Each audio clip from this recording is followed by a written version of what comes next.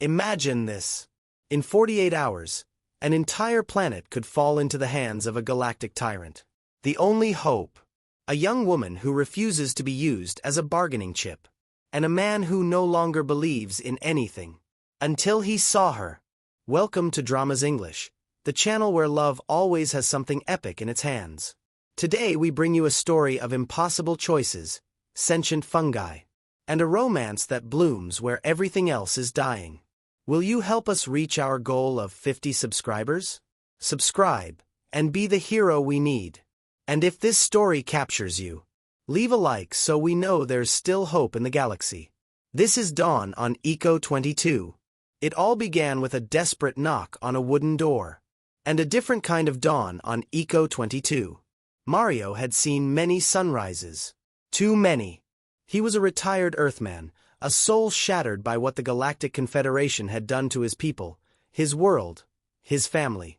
He had chosen exile on Eco 22, a planet at the edge of the galaxy, where civilization barely brushed the dust of the roads. There, he had found a kind of peace.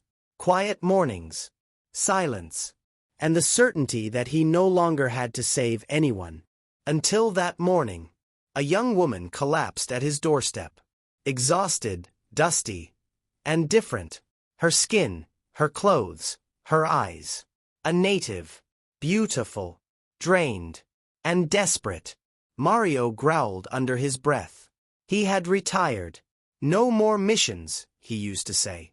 But he opened the door anyway. Because he always helps. He gave her water, food. And when the young woman fell asleep from sheer exhaustion, the story rewound. To a past where Mario had seen friends, worlds, and promises die. A past that had emptied him. When she awoke, the future walked through that door. Her name was Era, daughter of two worlds. Princess June, leader of the natives, and Romac, one of the principal heirs to the Confederation's High Council. And her story was a ticking bomb with 48 hours left. Since Romac's death, the Confederation had stopped honoring its agreements. Less aid, more demands. Food began to run out. Chaos had a smell. In her desperation, Princess June made a deal with a monster, Trickyaz, an alien warlord as powerful as he was cruel. In exchange for Era's hand in marriage, Trickyaz would halt the Confederation's advance. But it was a lie. He wanted the spores, the ancient fungi hidden deep within the planet's tunnels.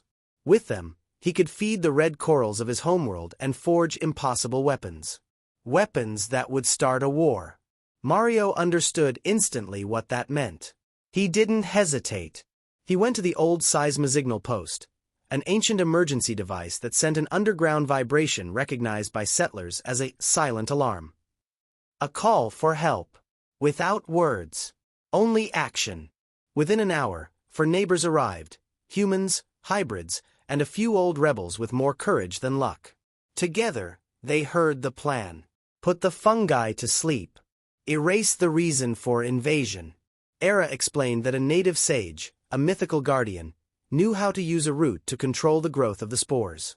And according to legend, deep in the ancient temple, where the ancestral tunnels crossed, grew the oldest and strongest roots. If they reached them and prepared the extract, they could neutralize every spore colony.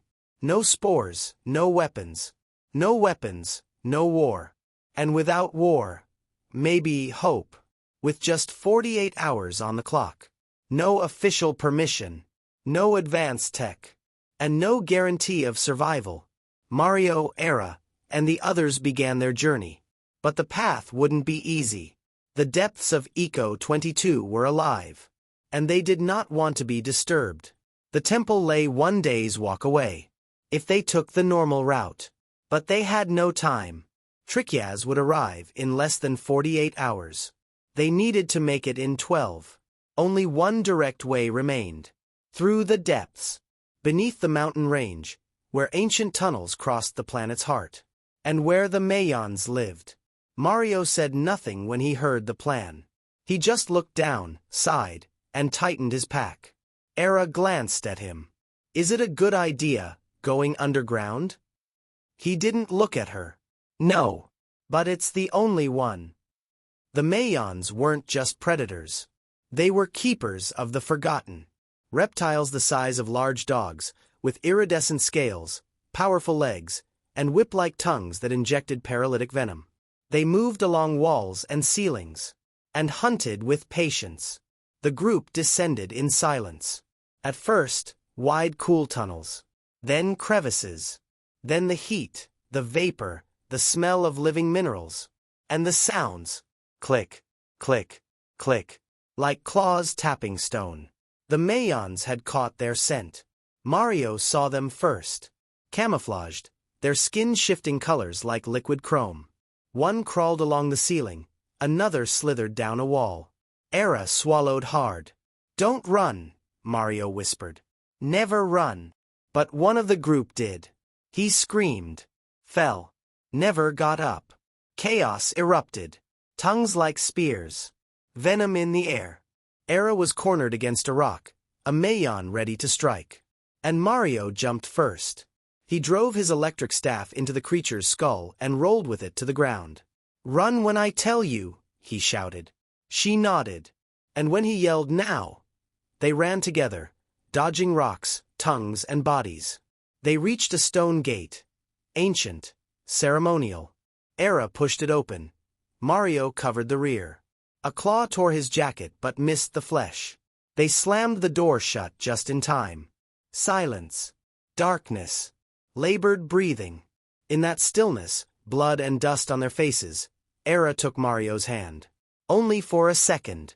But enough for him to know he wasn't alone. Not this time. The corridor beyond felt like another world. Silent, warm, alive, and full of secrets. Thick roots intertwined along the walls, as if the planet breathed through them. And there, at the center of that underground sanctuary, they found him. The old man. Dressed in hand-woven fibers, hair like moss, skin like living soil. He barely flinched when he saw them. "You've awakened the Mayans," he said flatly. "That is not done." Mario stepped forward.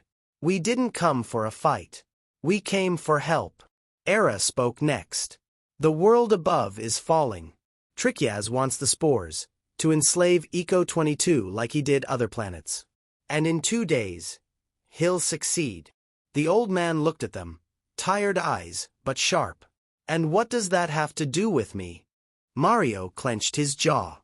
"If he opens the tunnels, everything dies. The fungi, your roots, your tunnels, and you with them." Silence. A sigh. "The roots that can contain the fungi are not here," he said. "They're in the lower Echo Temple, beyond the black stairs." Era's eyes widened. "The temple is real?" "Yes," he replied. "But it's been sealed for centuries.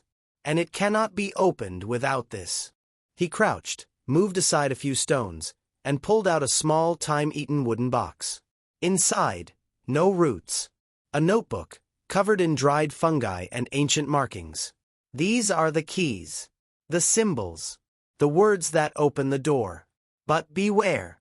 The temple does not wish to be opened." Mario took the notebook with reverence. "How do you know?"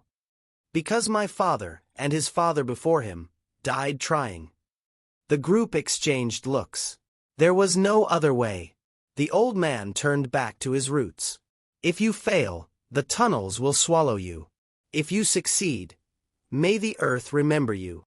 They followed the markings for hours. Narrower tunnels. Wetter air. The sense of a heartbeat beneath their feet. Finally, they reached a circular chamber, its center split by a vast vertical chasm. The black stairs began there, carved into the rock, spiraling up more than 100 meters. And below, the sound. Something gnawing at stone. Thousands of mouths.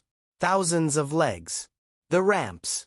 Carnivorous creatures, the size of an arm, 6 hooked limbs, and deadly coordination. They moved like a swarm, devouring anything that smelled of life. "If they catch us on the stairs, we're dead," whispered Caro, the youngest. Mario didn't waste time. He strapped on a small bag of ignition charges and started climbing. "We'll slow them down."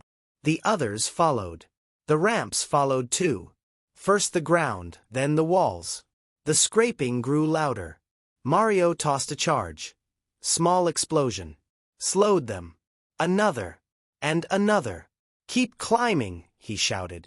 Don't look back. Era slipped. Mario caught her arm. Their eyes met. And the world disappeared for a heartbeat. At the top, gasping for air, they found the bridge.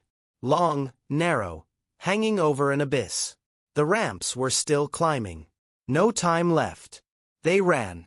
Some swung torches, burning creatures that leapt onto the bridge. One fell on a woman's back. She screamed. Mario shoved her forward. No room for hesitation. At the far end stood the temple door. No lock. No handle. Only symbols, the same ones from the notebook. Era read while Mario held the torch. Each second a scream behind them. Faster, someone yelled. One symbol. Then another. A pattern. The stone shifted. But the ramps were already on the bridge.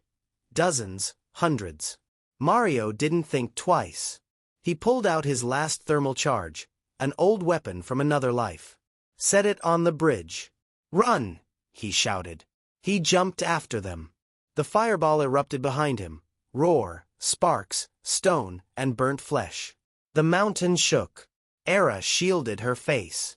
Mario landed beside her, burned hands but alive. And before them, the temple opened its stone mouth.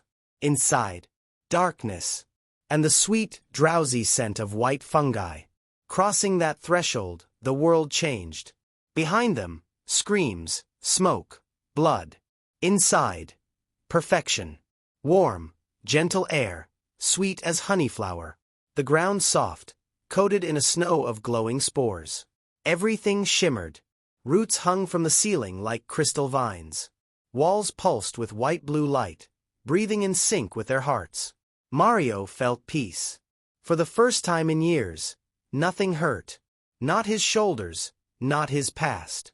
Era fell to her knees, not from exhaustion, from awe. It's beautiful, she whispered. Then came the visions. Mario saw his family, laughing around a table. His little girl running into his arms. No one had died. Everything was fine. Era stood beside her father, Romak, smiling, radiant. No war, no forced weddings. Only peace. Only you, he told her. The others surrendered too. Some lay down as if to nap forever. Others simply closed their eyes and sighed. No one wanted to leave. No one remembered why they came. But Mario, something burned inside him. A low hum. Not in his ears, in his chest. The part of him that had seen planets burn and promises rot. Didn't believe in such perfection. He stood, looked around, and saw the bodies. Dozens. Explorers. Natives. Travelers. Resting in bliss. Dead.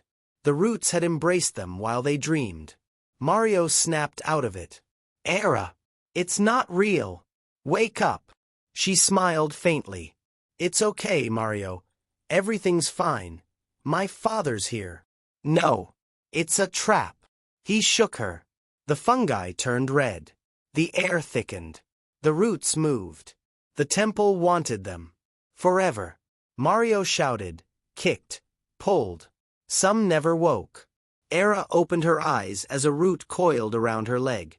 She slashed it with her ceremonial knife. Mario dragged her away.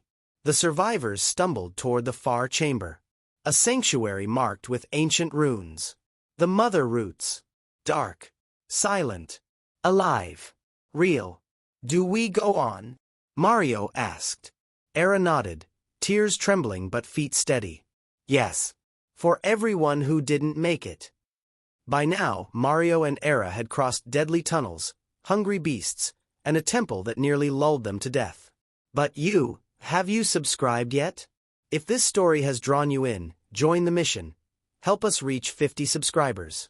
Hit like if you believe love can save worlds too. The sanctuary's silence was alive. A small, damp chamber beneath a natural stone dome, roots hanging like the threads of an ancient heart. And there they were. The mother roots. Thick. Gray. Veined with blue. oozing a glowing sap that wasn't quite liquid nor solid. They pulsed, as if connected to the planet itself. Mario knelt before them. Era rested her hand on his shoulder. And now we pray this works. They unpacked their kit. Bottles, tubes, filters, old Confederation chemistry tools. But none of it mattered without the most vital ingredient. Raw mother root sap. Ayla, a half-human, half-native biologist, took the lead. We can't cut them. Too much damage could trigger a reaction. But if we apply slow pressure. She used a hand extractor, milking the ancient plant. Drop by drop, the sap filled a glass vial. Upon contact with air, it shifted color, from blue to violet. Alive. This isn't just a fungus, Ayla whispered. It's a nervous system. A language of the earth. Mario sealed the vial, placed it in the catalyst core. Era prepared the rest. One by one they built the compound. The antidote. The key. The silent weapon. The air smelled of burnt flowers and metal, and something else. Like the planet was watching. When the liquid was ready, it turned opaque. A pearly gray with green shimmer. Mario held it. This could save Eco 22. Era looked at him. And you? Are you ready to use it? He met her eyes. And, for the first time in years, smiled. I'm ready to live. The extract was ready. The quietest weapon ever made.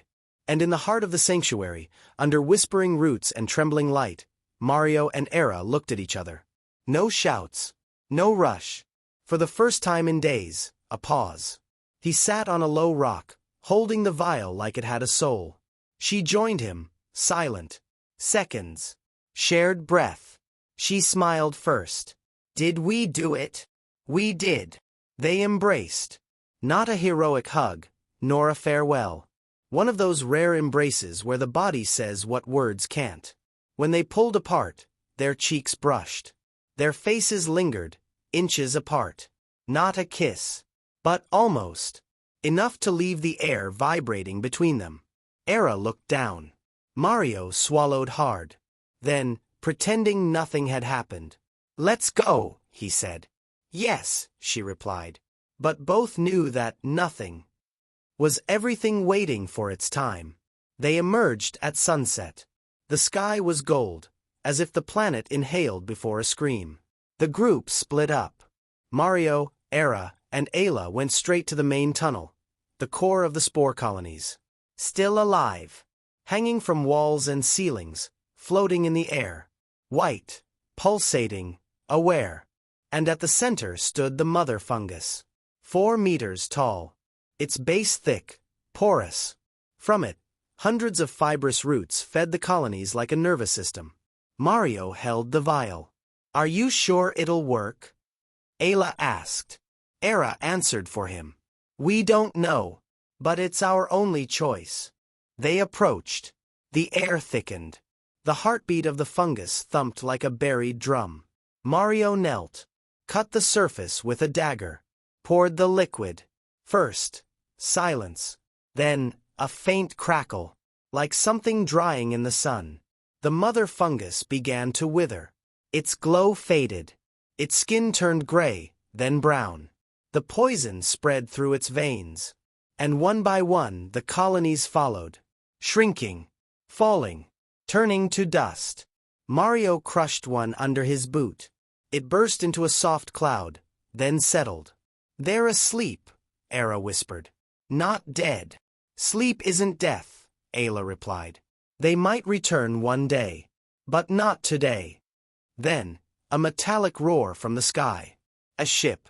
Huge. Black. Descending hard. Trickyaz had arrived. The air still smelled of ash when his ship landed. Black. Massive. The rocks trembled with its hum. And then he appeared. Tall. Towering. A body carved from living obsidian. Muscles like cables, movement smooth, deliberate. A killer dancing. When he spoke, his voice was iron. Take me to the fungi. Princess June obeyed, surrounded by guards and watchful eyes. Mario and Era hid among the crowd. They followed to the great cavern where the mother fungus lay. Or so they thought.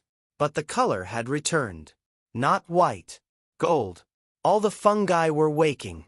Vibrating. Breathing. Era ran forward, trembling. Stared at them. And understood. Everything would die. Her people. Her planet. All of it. She cried. Not with despair alone. But with love, helplessness, and a strange sweetness. Her tears hit the ground. Silent. Real. The mother fungus absorbed them. And in one breath. Collapsed. Not in violence. But in understanding. One by one the fungi fell. Gray. Dark. Dust. Thick, bitter dust filling the air. Like a sad farewell. Like justice. Trickyaz watched in silence. His face hardened. His eyes burned. What is this mockery? He turned on Princess June. Grabbed her by the throat. You gave me rotten fungi? This is your great offering? A wedding built on lies. She gasped for air. I didn't know. I gave you everything. My daughter. My people. Trickyaz turned toward Era. Still on her knees, covered in dust, swollen eyes, trembling hands. Fragile. Human. Real. This is your daughter? This was my prize. You expect me to spare my armies for this? He released her mother. Turned away. I've wasted enough time on species that are worth nothing. And he left. No glory. No war. Defeated by something he couldn't comprehend. Princess June collapsed, whispering. I don't understand. The fungi are the blood of this world. How could they abandon us? Silence. Era raised her eyes. And understood. It wasn't pain that stopped them. It was connection. Her choice. They didn't die from fear. They slept because she wanted to protect them. The fungi listened. Not with words. But with soul. Her lineage. Her bond with the tunnels. The earth. The breathing beneath. That was the bridge. And she chose to care. Not to own. Not to exploit. To protect. And the planet answered. Not with war. But with understanding. Weeks passed. Dust still floated in the valleys, whispering the story. Trickyaz vanished. The Galactic Confederation, watching its plans crumble without a single shot fired, faltered. What was meant to be the perfect excuse to take Eco 22 became a silent victory. For the people and for nature. Under interplanetary scrutiny and diplomatic pressure, the Confederation withdrew. Not out of mercy. Out of strategy. They stopped demanding. No more food, no more minerals, no more special agreements. They didn't withdraw their support. But they stopped tightening their grip. And for the first time in years, Eco 22 breathed. In peace. Princess June, broken in body and soul, abdicated quietly. Not in sorrow. In relief. Because she finally understood. Lineage isn't inherited. It's chosen. It's built. An era. Didn't crown herself. She made no speeches. She took no throne. She stayed at the ranch.